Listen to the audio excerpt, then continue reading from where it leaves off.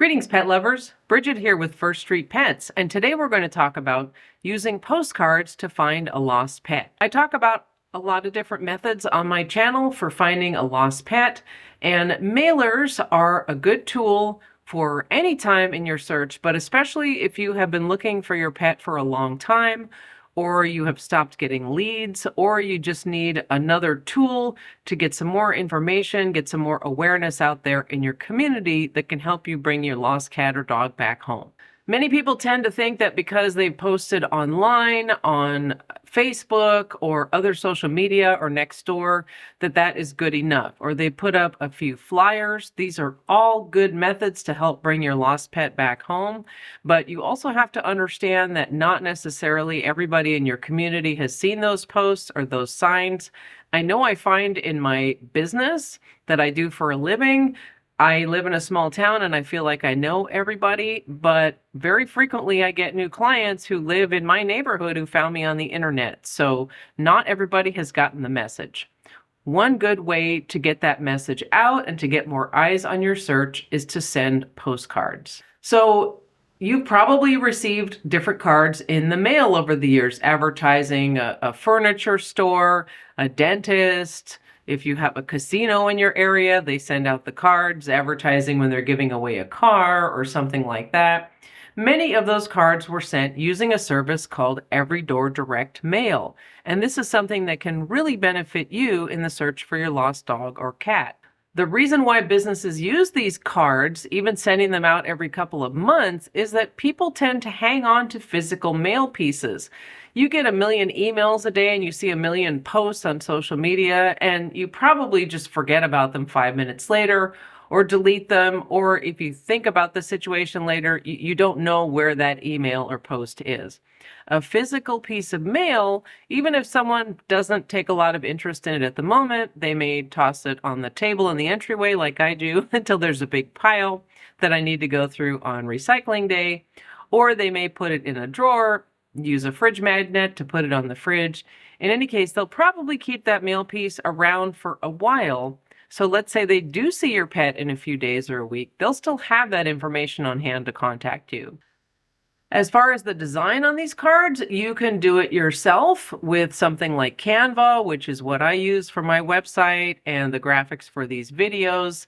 There are lots of other sites like the inexpensive versions of Adobe and other kinds of printing programs that you can use to design the cards. If you are just going to use first-class stamps and mail them out, you don't have to worry too much about the technical details, but that is a lot more expensive than Every Door Direct Mail. Now, the benefit of Every Door Direct Mail is that it literally goes to every house on any mail route on the same day. So how this works is when you're ready to send your mail piece, you go to the website, which I will link in the description, and you have to be careful. You need to go to that specific website, which is the U.S. Postal Service. If you just enter Every Door Direct Mail, you'll get a bunch of sponsored links for services that will cost you. So you want to go to the actual post office website. You look at your area. If it's a cat and the cat is probably not too far from home, you want to pick the route that includes your house. Maybe that's all you need, or maybe a neighboring route. If it's a dog, you think he might have run far away or been picked up by somebody else, you might want to pick a larger area to cover with your cards.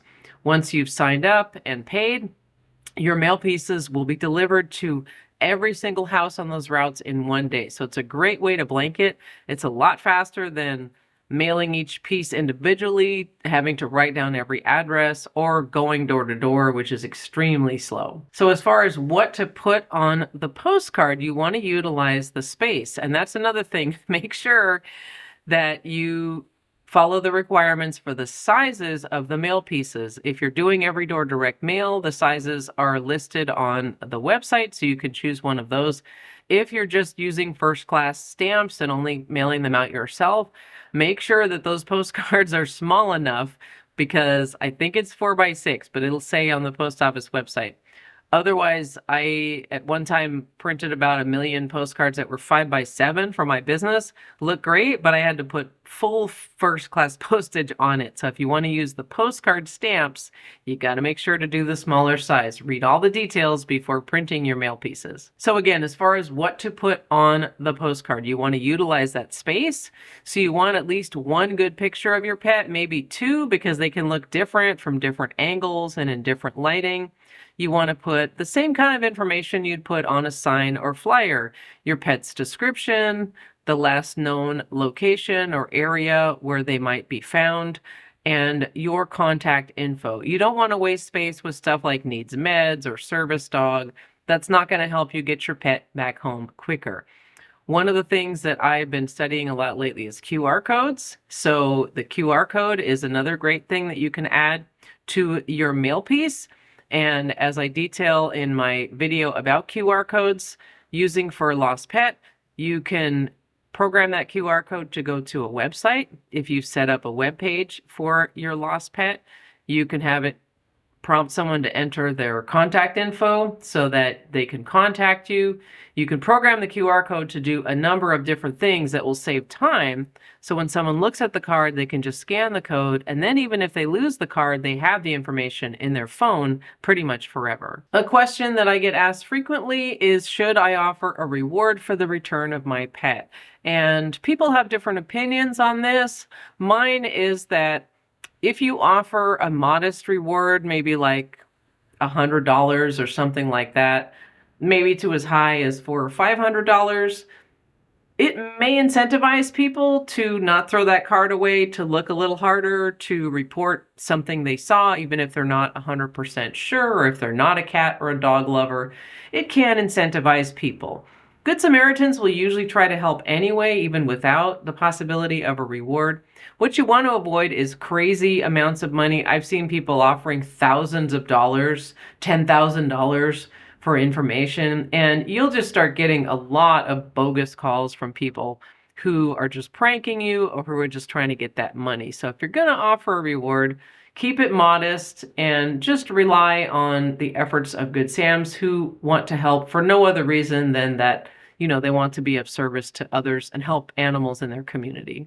I hope this is helpful. Be sure to check out my other related videos, which I will link in the description. And I really hope that this information helps you get your lost pet back quickly.